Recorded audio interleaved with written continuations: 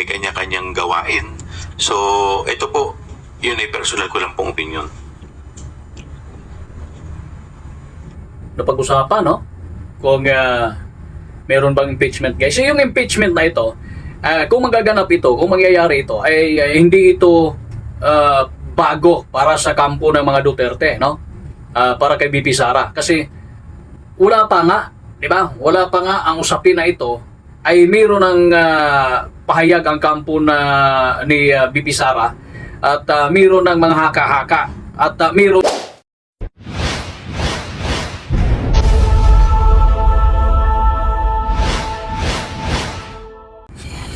panibagong kwentuhan na naman, panibagong usapan na naman mga ka-Gym 5. Welcome na naman sa ating panibagong pag-uusapan ngayong araw. Sana naman ay ganoon pa rin ang ating hangad ng lahat nating mga kababayan ay nasa mabuting kalagayan. Naalaga naman, palalim ng palalim ang usapin na kung saan itong House of Representatives ay andyan, no? Lahat ay ginagawa para lang makita kung ano talaga ang totoong mga pangyayari at kaganapan sa ating bansa simula nung nakaraang administrasyon at hanggang sa kasalukuyan, no? Ano kaya ang magiging epekto, no, sa budget ni BP Sara for 2025, di ba? Ano kaya ang magiging resulta nito, no? Kung saan ay hanggang ngayon nakikita natin na laging nandyan ang House of Representatives, lalong-lalo na ang Quadcom, na kung saan ay lumalim din ang investigasyon sa mga pangyayari at kaganapan sa ating bansa. Mapapugo man, AGK, drug issue, illegal drugs issue, at yung budget for 2025, especially budget for the OVP, at yung mga pahayag ngayon, yung pangyayari kay Atty. Lopez na kung saan ay umabot na sa pagkaka-ospital at nagiging issue pa, no? Yung paglipat nito sa hospital, no? Na kung saan ay andyan si BP Sara ay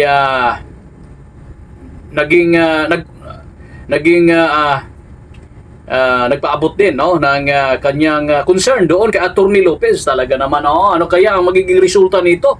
Pagkakaalam natin, meron na nakahandang reklamo para kay OVP, no, para kay VP Sara. At yung threat umano para sa kay President Marcos at yung may bahay, no? Ginang Marcos at kay Romualdez at iyon, no? Sabi niya, ano ba ang threat doon? Samantalang ang sa kampo ng administration, no? Sa kampo na subject nitong ipinarating at ipinahayag ni BP Sara, para sa kanila threat, no? Na yung mga yon. Ano kaya magiging epekto nito? Kaya magkailan lang nagpalabas ng kanyang mensahe si BP Sara dahil nagkakaroon ng press conference, no? Nagpaabot siya sa kung ano man yung mga sagot at tugon ng media, tanong ng media, at ito ay kanyang sinasagot. Ngayon naman ay nagkakaroon na matapos ginawa yung pang 12 na Quadcom, kung hindi ako nagkakamali, nagkakaroon ng press conference din. Una natin pakikinggan ang nagkakaroon ng press conference ang House of Representatives at until this moment, guys, ay nagkakaroon pa, no? Andito pa, ongoing pa yung press conference na ito. Pakikinggan natin saglit. Kumbaga makaka-problema doon sa pag-push through ng impeachment against the Vice President. Well, that is only my personal opinion. Dahil at the end of the day, syempre, hindi ko rin naman po alam kung biglang final po yan, syempre, mauobliga rin po yung mga senador to act on it. Di po ba? So, but that is only my personal opinion dahil tinitingnan din po natin dahil syempre, lahat naman po kami ay may kanya-kanyang gawain. So, ito po, Yun ay personal ko lang pong opinion. Napag-usapan, no? Kung meron bang impeachment, guys. So, yung impeachment na ito, kung magaganap ito, kung mangyayari ito, ay hindi ito bago para sa kampo ng mga Duterte, no? Para kay BP Sara. Kasi wala pa nga, di ba? Wala pa nga ang usapin na ito ay mayroon ng pahayag ang kampo ni BP Sara at mayroon ng mga haka-haka at mayroon ng mga ginagawang speculation or mga pagdududa na mayroong impeachment na binubuo na kung saan ay sinagot naman ng mga ilang miyembro ng House na walang katotohanan.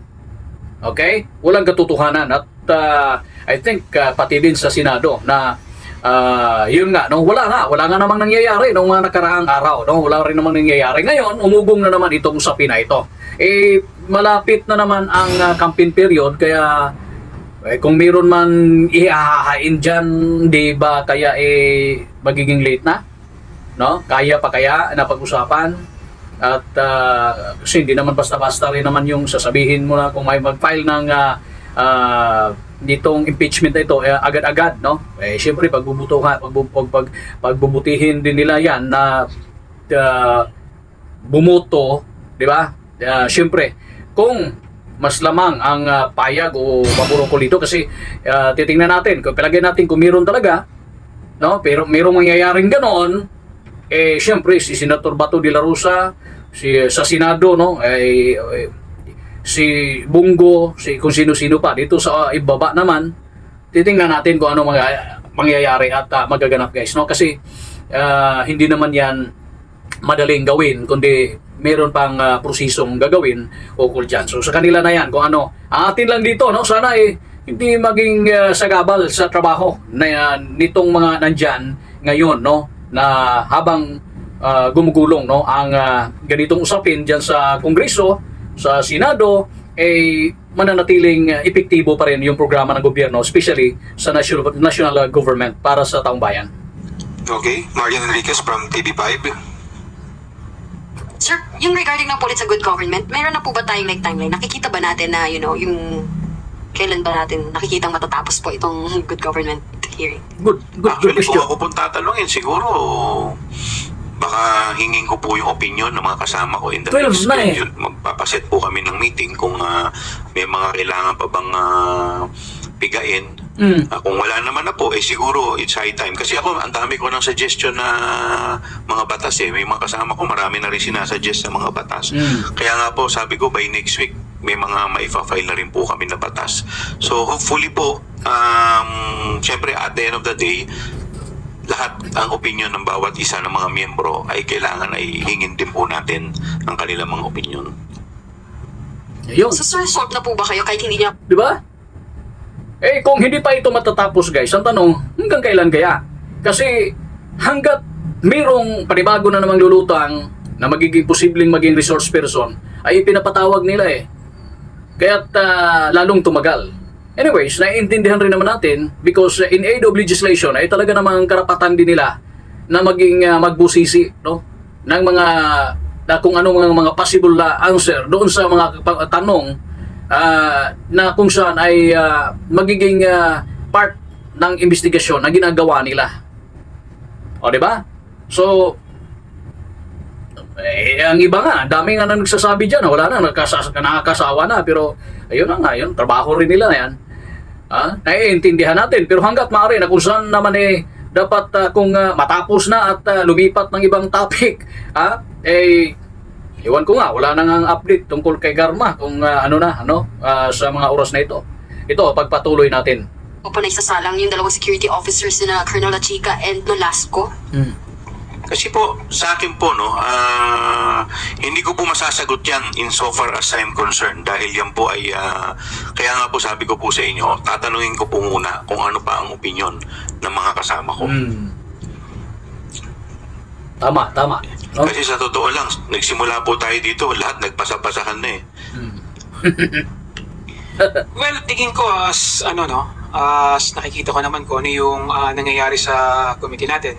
Siguro, kung tatanungin niyo kung gaano katagal, siguro may mga isa o dalawa o isa na ano pa no na hearing pa na magaganap no para siguro makita natin ano yung kung ano talaga yung nangyari. Nakakalungkot lang dahil talagang pinipilit nilang itago no kung saan napunta yung ano no yung pera at saka yung responsibilidad regarding sa pagkukulang sa pag-iingat ano ng pera ng ating pamahalaan. So it's up to the committee. Tama naman si Chairman Joel. Kailangan pagdesisyonan niya ng bawat miyembro at yung aming committee report kailangan isubmit sa plenaryo at kailangan din naming magpasa ng ng batas para siguraduhin na itong mga nangyayaring pagkukulang, itong nangyaring korupsyon regarding sa confidential fund ng Office of the Vice President at saka ng Department of Education hindi na ulit maulit. Sir, clarify lang. You mentioned earlier po, doon sa start pa lang po ng press con natin na pinopostpone po natin yung good government hearing tomorrow to pave the way for the NBI investigation. At sa ganun, ay hindi kami nagagamit bilang excuse para masagot ang complaint dito. Yun nga yung invitation kay VP Sara. What made you say po na nagagamit po kayo? Ito, no? Kasi meron ng sa pena, no? Ang NBI para kay VP Sara, guys. At conflict ata yung schedule kung di ako nagkakamali, no? Based sa kanyang sa tanong ng media, meron din tayong isang info pa na kung saan hindi muna mag-a-attend. Mukhang ganun yung version na nasagap ko sa kampo ng mga Duterte, no, kay VP Sara na hindi muna dadalo doon sa schedule na ibinigay ng NBI dahil merong Quadcom hearing, no? Merong Quadcom hearing. So titingnan natin kung ano yung sagot, kung mag-adjust ba, sino ang mag-adjust dito, ang Quadcom ba, ang hearing ba ng House ang mag-adjust at bigyang daan yung schedule ni VP Sara para sa NBI. Ito titingnan at pakikinggan natin, guys. Kasi di po ba nagkaroon po siya ng press con at sinasabi niya kaya hindi siya pupunta bukas sa NBI dahil meron daw po siyang committee hearing na atenan. Kaya nga po, yun nga po yung pinarating sa akin ng mga kasama ko na para ang nangyari kami pa nagiging dahilan para o nagiging excuse para po hindi siya maka-attend. Now, to pave way para hindi naman po, kasi alam po ninyo yung issue po dun sa NBI ay mabigat po. It concerns national security po. Kaya po kami po ay magbibigay po kami nang sa ganun ay hindi na po kami magamit na dahilan para hindi po siya makarating bukas. Ayun. So yun yung part, guys, no, mga ka-Gym 5, part ng press conference ngayon ng House of Representatives in relation sa mga usapin na based doon sa tinatalakay nila na issue every now and then, na kung saan lalong-lalo na ang Quadcom ay umabot na sa 12. So posibleng mayroon pang 13, di ba? Kung di ako nagkakamali, 12 na yung last. So pang 13 itong naka-schedule, if I am not mistaken, tomorrow, kakancel muna or i-move muna dahil sa pagpapaubaya sa schedule ni VP Sara para sa NBI. Tingnan natin kung wala bang changes ito, guys, no? Titingnan natin kung wala bang pagbabago ang nasabing kaganapan, no? Ukol dito dahil malamang sa malamang mayroong mga kanya-kanyang dahilan kung sakali man ay mayroong pagkakaiba, no? So titingnan natin kung kaninong version ang masusunod dito, no?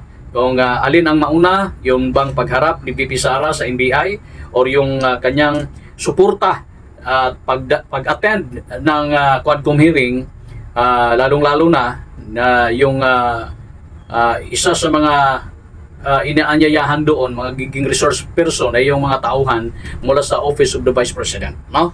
So kamakailan lang, sa nasabi natin kanina na nagkakaroon ng press conference si VP Sara nung nakaraang ilang oras, guys, no? Kahapon kung di ko nagkakamali. So paparinig din natin, no, ang kanyang nagiging press conference. Ito po yan. Itong mga dictators and oppressors, unfortunately, hindi sila magaling mag-isip. basta lang sila tira, pero hindi nila iniisip na lahat ng sinasabi nila doesn't make sense, especially kapag nagsisinungaling ka, mahuhuli ka sa pagsisinungaling mo. Kaya nung nakita ko yung NBI, Sofina, nagpatanong kagad ako sa Negros. It's not the first time na ginawa nila yun sa isang Pilipino. Sabi ko, anong nangyari sa Negros? Sabi sa akin kung ano nangyari sa Negros. At sabi ko sa mga lawyers ko, yan, ang gusto nilang gawin. Sorry, yung sa PNP po, kasi direct so ikaw yung commander mo, yung security mo kaya nga pero relieve ng AFP para to face the investigation. Yes, oo. Initially, we are filing charges against them as well. For disobedience, for kidnapping, for robbery. Okay, next question po. Speaking as a Mayor ABS-CBN. So naparinig nyo guys, no? Do you have any information as to the status, health status of your authority office? And do you have any information when she will be transferred to the House as mentioned? Ma'am, wala po akong update sa status ni Yusek Zalaida Lopez and Miss Gina Acosta, both of whom are admitted sa Veterans Hospital. But nakita ko kanina sa updating namin sa group chat ng opisina, I believe the hospital released a bulletin. Tama ba? Parang nag-release ata ang hospital ng bulletin about updates sa kanila. Ngayon, ngayong araw na ito, hindi ako makapabigay ng update kasi maaga po ako umalis kanina sa hospital. Mga 4 a.m. ako umalis and tulog pa lahat ng tao. But last night, pagdating ko sa hospital, ang sinabi lang naman sa akin ng nag-endorse, yung nakabantay tapos in-endorse sa akin, na hindi pa rin kumakain si Yusek Lopez and si Miss Gina Acosta na endorse sa akin kahapon is masakit yung dito niya. Kasi apparently, pag nawalan ka ng malay and nagiging unresponsive ka, parang kinukurot pa dito, hindi ko alam kung anong ginagawa. So, parang... So ito kasi guys, no, ang nagiging epekto nung ililipat, meron ding mga sagot, no? Kasi nag-contempt ito nag-contempt ito si Attorney Lopez, sinagot ito nung Quadcom hearing, or nung Good Government and Public Accountability hearing. Di ako sure kung saan doon, sa Quadcom ba yun nasagot. Malamang sa Quadcom, no? Na yung status, tinatanong ito, no, mga ilang mga mababatas yung status ng kung paano nangyari at ano ang ginawang aksyon nito at bakit umabot sa ganon, no? O kaya ano na natin yan, okay naman yan, di ba? Wala namang problema dyan. Atin lang habang ginagawa ang mga usapin na kung saan ay magpapatuloy ang investigasyon guys, abangan na lang natin kung ano ang maging epekto nito, ang kasunod na mga pangyayari, susunod na mga pagdinig, no? Yun ang ngayon, yung abangan natin, ano ba ang magiging una sa investigasyon, ang pagharap ba ni BP Sara doon sa NBI, kasi wala naman sinabing hindi haharap, no? Ngunit, merong Quadcom hearing, kaya dito muna siya mag-attend, conflict. At ngayon ay narinig na natin mula sa presko ng House of Representatives na kung saan napagalaman natin na mag-giveaway ang hearing ng Quadcom para lang makadalo sa NBI itong si BP Sara dahil ito ay may kaugnayan sa national security, lalong-lalo na sa ating presidente, no, na si President Marcos. So, antabayan na natin, again and again, isa lang ating masasabi, anuman kahaba ang usapin dyan ngayon sa Kongreso, sa Senado, at anuman ang magiging epekto nito sa ating bayan at sa relasyon ng Office of the Vice President and Office of the President, kung ano-ano pa ang mga kaganapan dyan sa mga investigasyon, mga pangyayari ngayon, ang atin lang ay hindi maaapektuhan ang mga basic services.